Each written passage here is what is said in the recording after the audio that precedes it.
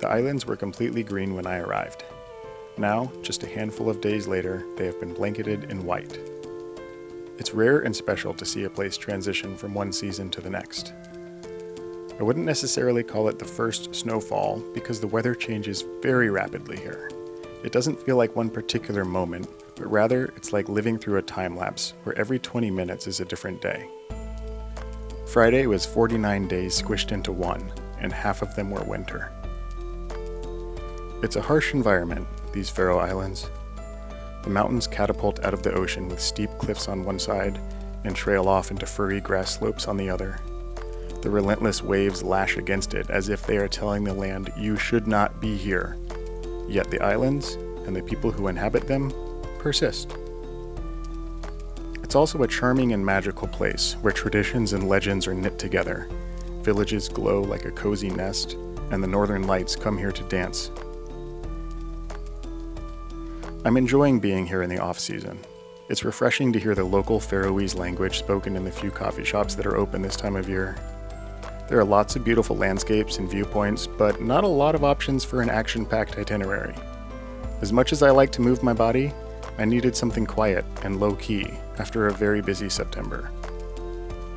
My days are simple here. One can easily scuttle through all the main sites in just 3 or 4 days, but I've allotted 2 weeks. It's a luxury to spend a day inside reading a book while the sleet taps on the window. On one particularly rainy day, I came across a poem in the National Gallery. I'm giving you back to the ocean. I'm giving you back to the stars. I'm giving you back to where you came from. I instantly thought of my dad. I wish he could be here with me.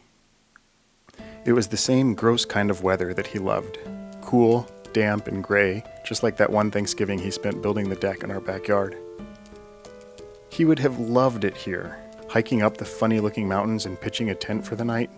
I imagine him sipping a cup of hot water from his green Stanley thermos and hoping for a view of the northern lights. I would give anything to share that experience with him now. He stopped camping after he married Mom. I think he felt selfish about doing something she didn't enjoy. Or perhaps he never considered that it would be an opportunity to foster my interest in the outdoors. Regardless, I'm out here alone. I'd like to think he would be happy knowing I'm here, seeing this special part of the world. I wish I could show it to him. I remember when he would show us pictures from his own travels. He used to set up his 35mm projector in the living room and tell stories about the places he visited. I can still hear the clickety shuffle of the slides changing and the faint smell of dust burning off the bulb. Those slideshows became a sensory experience for me, as if by showing his stories, he gave them new life. Thoughts of my dad keep streaming down my face. I can't help but wonder how he's doing, or if he even knows who I am anymore. He's experiencing the change of seasons also, except his is happening in slow motion, with no hope for spring.